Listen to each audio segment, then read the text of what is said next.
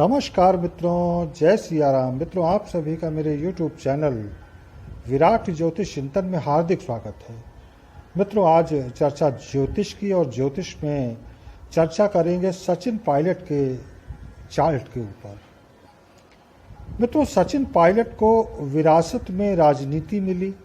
स्वर्गीय राजेश पायलट उनके पिता कांग्रेस के एक बड़े नेता थे। राहुल गांधी के करीबी और युवा नेता सचिन पायलट राजस्थान के उप मुख्यमंत्री बने थे। इस बार कांग्रेस को सत्ता दिलवाने में निश्चित रूप से उनकी बड़ी भूमिका, बहुत बड़ा योगदान रहा।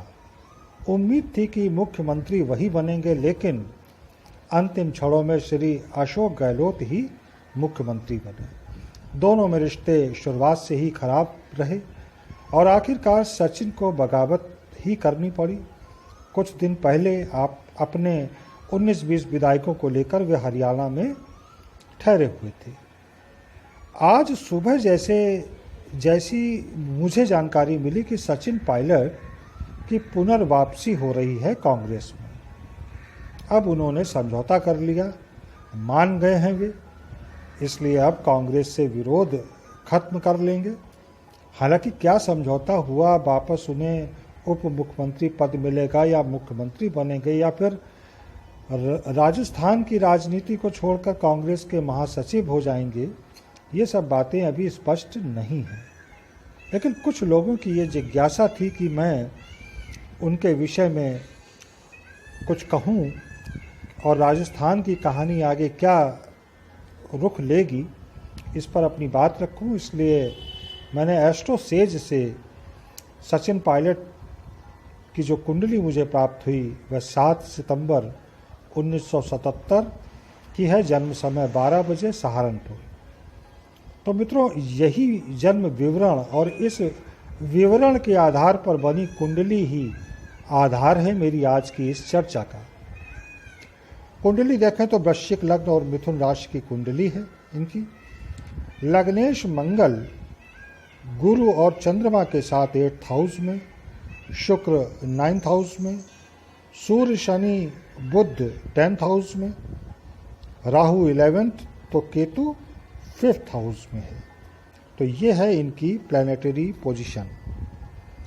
मित्रों, लग्नेश का 8th में जाना, 8th हाउस में जाना, ये बताता है कि जीवन में संघर्ष तो करना ही पड़ेगा।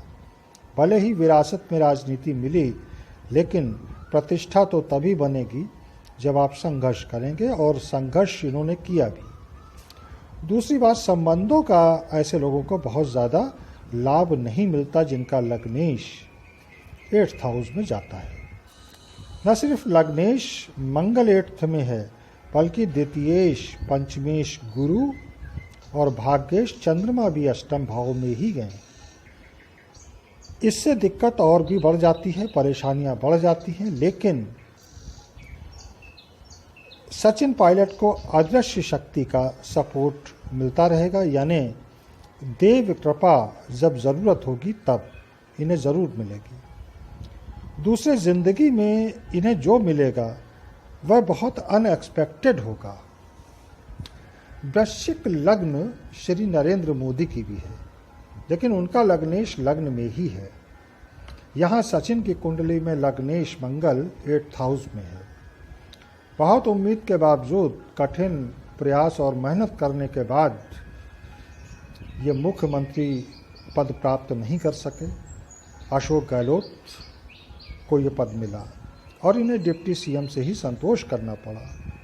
कुंडली में एक बात विशेष देखिए कि 8 ग्रह कुंडली के लेफ्ट पार्ट यानी 7th हाउस लग्न के बीच में है। तो ये कर्मठ तो बहुत होंगे, लेकिन कभी बहुत ज़्यादा प्लानिंग करके प्लान्ड वे से काम नहीं कर पाएंगे। हमेशा एक्शन में परफेक्ट रहेंगे। अभी इनकी शनि की दशा चल रही है।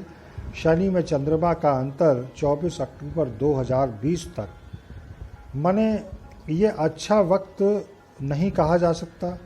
दूसरी बात यह है कि राहु का ट्रांजिट अभी 8th हाउस में चल रहा है, मंगल गुरु चंद्रमा से।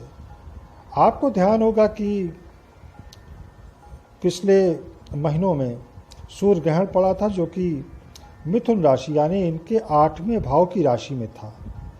सूर्य ग्रहण का असर करीब 3.5 महीने तक रहेगा। ये जो घटनाक्रम है, सचिन का विद्रोह करना, ये उसी का परिणाम है। इनकी अभी शनि की ढैया भी चल रही है, इसलिए मुझे नहीं लगता कि सचिन कोई बड़ा कारनामा अभी कर पाते, क्योंकि इनके सितारे अभी उतना सपोर्ट नहीं कर रहे हैं। इतना सपोर्ट भी नहीं कर रहे हैं कि इन्हें मुख्यमंत्री जैसा कोई बड़ा पद मिल सके, बल्कि दोबारा उसी पद पर यानी डिप्टी सीएम पर ही लौट जाएं, तो भी मैं बहुत बड़ी बात मानूंगा। हाँ, अक्टूबर के बाद इनका प्रभाव बढ़ेगा, और तब अगर ये ऐसा कुछ करेंगे जो अभी किया इन्होंने पिछले दिनों, तो बहुत प्रबल संभावनाएं हैं कि उसमें इन्हें निश्चित रूप से सफलता मिल जाए। एक बात तो तय है मित्रों कि इनकी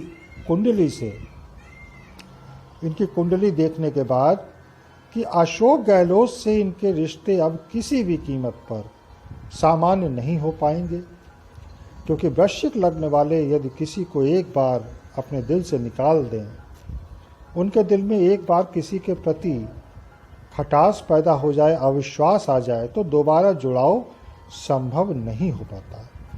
इनकी कुंडली का सूर्य और राहु इन्हें बहुत सपोर्ट कर रहे हैं। अभी 16 अगस्त के बाद सूर्य जब अपनी स्वराशि सिंह में जाएंगे, उससे इन्हें थोड़ा बहुत लाभ तो मिलेगा ही, लेकिन बहुत बड़े लाभ तो इनको अक्टूबर के बाद ही मिल पाएंगे।